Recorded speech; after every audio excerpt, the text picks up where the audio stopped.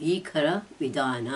ಈ ಪತ್ರದಿಂದಾಗಿ ಮೊದಲ ಬಾರಿಗೆ ನಮ್ಮೂರಲ್ಲಿ ನಡೆಯುತ್ತಿದ್ದ ಸರಣಿ ಕೊಲೆಯ ವಿಷಯ ಪೊಲೀಸರ ಗಮನಕ್ಕೆ ಬಂತು. 14ನೇ ಮಾರ್ಚ್ 1992ರಂದು 40 ವರ್ಷದ ಕ್ಲೌಡ್ ಹಾಕಿನ್ಸ್ ಎಂಬಾತ ಅಣೆಕಟ್ಟಿನ ಪಕ್ಕ ಮೀನು ಹಿಡಿಯುತ್ತಿದ್ದಾಗ ಕೊಲೆಯಾದ. ಅವನ ಕೊಲೆ ಇದಕ್ಕೆ ಹಿಂದೆ ನಡೆದ ಜೆಮಿಯ ಕೊಲೆಯ ಹಾಗೆಯೇ ಇತ್ತು. ಅದಲ್ಲದೆ ಇದಕ್ಕೆ ಮೊದಲು ಓಹೈಯೋದಲ್ಲಿ ಬೇರೆ 4 ಕೊಲೆಗಳು ನಡೆದಿದ್ದು ಇನ್ನೂ ಪತ್ತೆಯಾಗದೆ ಉಳಿದಿದ್ದವು. ಮೊದಲನೆಯದು 1989 ಏಪ್ರಿಲ್ 1ರಂದು ಸಂಭವಿಸಿತ್ತು. 35 ವರ್ಷ ಪ್ರಾಯದ ಟ್ರಕ್ ಡ್ರೈವರ್ ಡೊನಾಲ್ಡ್ ವೆಲ್ಲಿಂಗ್ ಎಂಬಾತ ರಸ್ತೆಯಲ್ಲಿ ಓಡುತ್ತಾ ಹೋಗುತ್ತಿದ್ದಾಗ ಎದೆಗೆ ಗುಂಡು ಬಿದ್ದು ಸತ್ತಿದ್ದ. ಜೆಮಿಯ ಕೊಲೆ 19 ತಿಂಗಳ ಅನಂತರ ನಡೆದಿತ್ತು. ಬರೀ 18 ದಿನಗಳ ನಂತರ 30 ವರ್ಷದ ಕೆವಿನ್ ಲಾರಿಂಗ್ ಎಂಬಾತ ಜಿಂಕೆಗಳನ್ನು ಬೇಟೆಯಾಡಲು ಹೋದವನು ಮುಖಕ್ಕೆ ಗುಂಡು ತಗಲಿ ಸತ್ತಿದ್ದ. ಹಾಕಿನ್ಸನ ಕೊಲೆ 4ನೇದಾಗಿತ್ತು. ಪುನಃ 1992 ಏಪ್ರಿಲ್ 5ರಂದು ಉಕ್ಕಿನ ಕಾರ್ಖಾನೆಯಲ್ಲಿ ಕೆಲಸ ಮಾಡುತ್ತಿದ್ದ ಗ್ಯಾರಿ ಬ್ರೆಡ್ಲಿ ಎಂಬಾತ ಕೊಳದಲ್ಲಿ ಮೀನು ಹಿಡಿಯುತ್ತಿದ್ದಾಗ ಬೆನ್ನಿಗೆ ಗುಂಡು ತಗಲಿ ಸತ್ತ.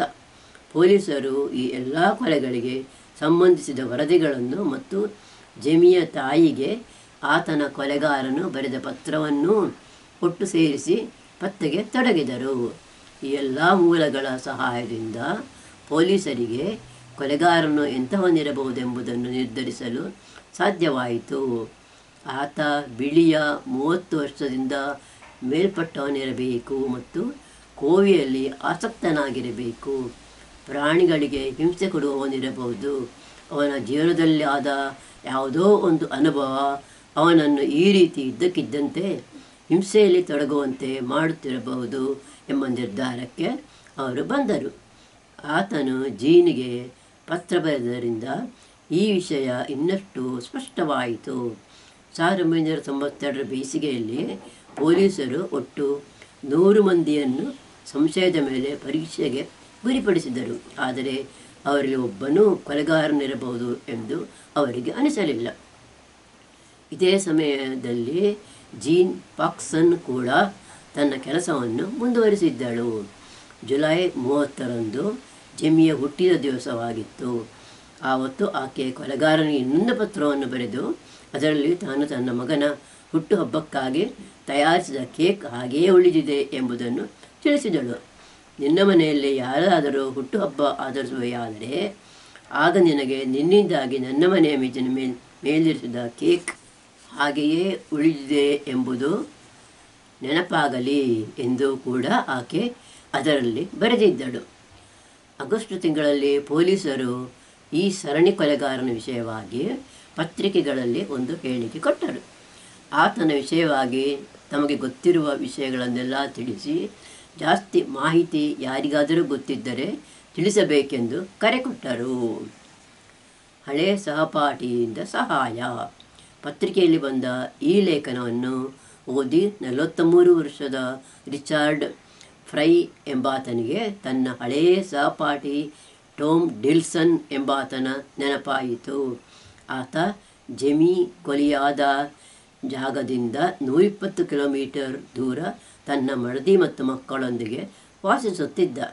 20 ವರ್ಷಗಳ ಹಿಂದೆ ಆತ ಬಿಯರ್ ಕುಡಿಯುತ್ತಾ ಮಾರ್ಗದಲ್ಲಿ ಹೋಗುವಾಗ ಮಾರ್ಗಸೂಚಕ ಫಲಕಗಳ ಮೇಲೆ ಗುಂಡು ಹಾರಿಸುತ್ತಿದ್ದ.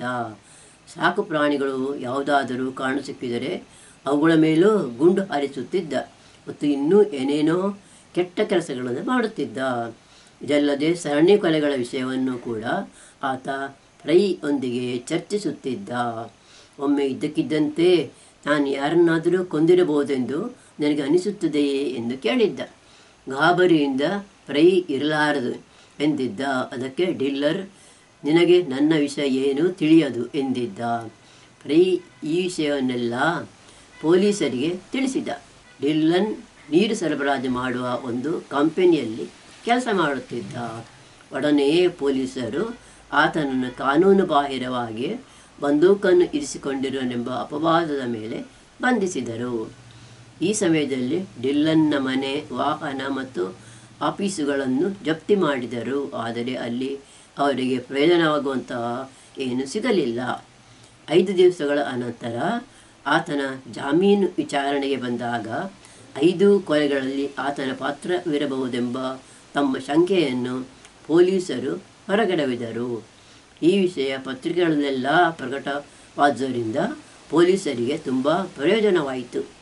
1992 ಡಿಸೆಂಬರ್ 4ರಂದು ಒಬ್ಬಾತ ಒಂದು ಸ್ವೀಡಿಷ್ ಮೌಸರ್ ಬಂದೂಕನ್ನು ಪೊಲೀಸರಿಗೆ ತಂದುಕೊಟ್ಟ. ಅದನ್ನು ಏಪ್ರಿಲ್ 6ರಂದು, ಎಂದರೆ ಗ್ಯಾರಿ ಬ್ರಾಡ್ಲಿಯ ಕೊಲೆಯಾದ ಮಾರನೇ ದಿವಸ ಡಿಲ್ಲನ್ ಅವನಿಗೆ ಮಾಡಿದ್ದ. ಅದನ್ನು ಪರೀಕ್ಷಿಸಿದ ತಜ್ಞರು ಬ್ರಾಡ್ಲಿ ಮತ್ತು ಹಾಕಿನ್ಸ್ ಇವರಿಬ್ಬರ ಕೊಲೆಯನ್ನು ಅದೇ ಬಂದೂಕಿನಿಂದ ಮಾಡಲಾಗಿತ್ತೆಂಬ ನಿರ್ಧಾರಕ್ಕೆ ಬಂದರು. ಜನವರಿ 22ರಂದು ಮುಖ್ಯವಾಗಿ ಈ 2 ಕೊಲೆಗಳನ್ನು ಡಿಲ್ಲನ್ನ ಮೇಲೆ ಹೊರಿಸಲಾಯಿತು. ಕೊಲೆಯನ್ನು ಒಪ್ಪಿದುದು. ಥಾಮಸ್ ಲಿ ಡಿಲ್ಲನ್ 1950 ಜುಲೈ 9ರಂದು ಜನಿಸಿದ್ದ. ಅವನಿಗೆ 15 ತಿಂಗಳುಗಳಾಗಿದ್ದಾಗ ಅವನ ತಂದೆ ಕಾಯಿಲೆಯಿಂದ ಸತ್ತಿದ್ದ.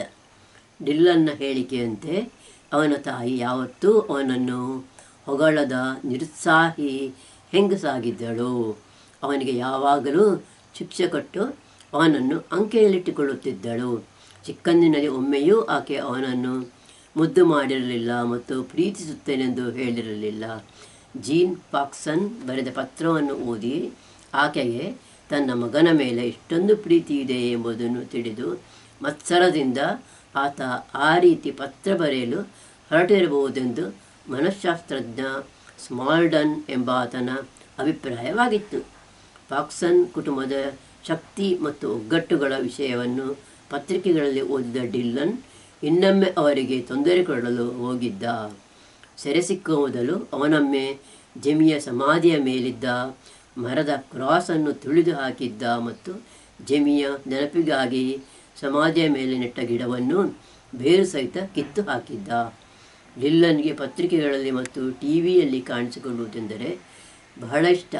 ಇದಕ್ಕಾಗಿ ಆತ ವರದಿಗಾರರೊಂದಿಗೆ ನಗುನಗುತ್ತಾ ಏನಾದರೂ ಸುಳ್ಳೆ ಕತೆ ಕಟ್ಟಿ ಹೇಳುತ್ತಿದ್ದ. ರಾತ್ರಿಯ ಟೆಲಿವಿಷನ್ ವಾರ್ತೆಯಲ್ಲಿ ಜೀನ್ ಪಾಕ್ಸನ್ನ ಮನೆಯವರಿಗೆ ದಿನಾಲೂ ಆತನ ನಗುಮುಖವನ್ನು ಸಹನೆಯಿಂದ ನೋಡಬೇಕಾಗುತ್ತಿತ್ತು. ಕೋರ್ಟಿನಲ್ಲಿ ವಿಚಾರಣೆ ನಡೆಯುವ ಸಮಯದಲ್ಲಿ ತಾನು ಅವನಿಗೆ 2 ಮಾತು ಹೇಳದಿರನೆಂದು ಜೀನ್ ಹೇಳುತ್ತಿದ್ದಳು.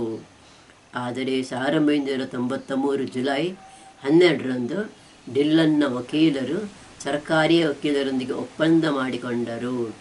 ಅದರಂತೆ ಡಿಲ್ಲನ್ ಪತ್ರಿಕೆಯ ವರದಿಗಾರರೆದುರು, ಟಿವಿ ಕ್ಯಾಮರಾಗಳೆದುರು ಮತ್ತು ಬೇರೆ ಹಲವಾರು ಪ್ರೇಕ್ಷಕರೆದುರು ತಾನು 5 ಮಂದಿಯನ್ನು ಕೊಲೆ ಮಾಡಿರುವುದಾಗಿ ಒಪ್ಪಿಕೊಂಡ. ಇದಕ್ಕಾಗಿ ಆತನಿಗೆ 165 ವರ್ಷಗಳ ಜೈಲು ಶಿಕ್ಷೆ ವಿಧಿಸಲಾಯಿತು. ಕೋರ್ಟಿನಲ್ಲಿ ತಾನು ಮಾಡಿದುದು ತಪ್ಪು ಎಂದು ಆತ ಹೇಳುವಂತೆ ಮಾಡಬೇಕೆಂದಿದ್ದ ಜೀನ್ಗೆ ಇದರಿಂದ ತುಂಬ ನಿರುತ್ಸಾಹವಾಯಿತು. ಪತ್ರಿಕೆಯ ವರದಿಗಾರರೊಂದಿಗೆ ಆಕೆ ಡಿಲ್ಲನ್ ಬರೀ ಹೇಳಿ ಎಂದು ಉದ್ಗಾರವೆತ್ತಿದಳು. ಮಾರನೇ ದಿವಸ ರಾತ್ರಿ 7 ಗಂಟೆಗೆ ಡಿಲ್ಲನ್ ಅವಳಿಗೆ ಫೋನ್ ಮಾಡಿದ. ತನ್ನನ್ನು ಬರೀ ಹೇಳಿ ಎಂದು ಹೇಳಿದ್ದರಿಂದ ತನಗೆ ನೋವಾಗಿದೆ ಎಂದು ಆತ ಅವಳಿಗೆ ಹೇಳಿದ. ಅದಕ್ಕೆ ಆಕೆ ಹೇಳಿದಳು, ನಿಜಕ್ಕೂ ನೀನೊಬ್ಬ ಹೇಡಿಯೇ. ನಿನ್ನ ಸುಳ್ಳು ಮಾತನ್ನು ಕೇಳಿ ಕೇಳಿ ನನಗೆ ಸಾಕಾಗಿ ಹೋಗಿದೆ. ನೀನು ಹೇಳುವ ಮಾತುಗಳಲ್ಲಿ ನನಗೆ ಸ್ವಲ್ಪವೂ ಆಸಕ್ತಿ ಇಲ್ಲ. ಆದರೆ ನಾನು ನಿನಗೆ ತಿಳಿಸಬೇಕಾದ ವಿಷಯಗಳು ಕೆಲವು ಇವೆ. ಅವನ್ನು ಸ್ವಲ್ಪ ಜಾಗ್ರತೆಯಿಂದ ಕೇಳು. ಅನಂತರ ಆಕೆ ಆತನಿಗೆ ದೇವರು, ಪ್ರೀತಿ, ಕುಟುಂಬ ಇವುಗಳ ವಿಷಯ ವಿವರಿಸಿ ಹೇಳಿದಳು. ಕೊನೆಗೆ, ನಾನು ನಿನ್ನನ್ನು ದ್ವೇಷಿಸುವುದಿಲ್ಲ, ಆದರೆ ನೀನು ನಮ್ಮ ಬದುಕಿಗೆ ತೊಂದರೆ ಮಾಡಿದುದರಿಂದ ನಾನು ನಿನ್ನನ್ನು ಕ್ಷಮಿಸುವುದಿಲ್ಲ ಎಂದು ಹೇಳಿ ಫೋನನ್ನು ಕೆಳಗಿರಿಸಿದಳು. ಅನಂತರ ಜೆಮಿ ನಿನಗಾಗಿ ನಾನು ಹೀಗೆ ಮಾತನಾಡಿದೆ ಎಂದು ತನ್ನಲ್ಲೇ ಹೇಳಿಕೊಂಡಳು.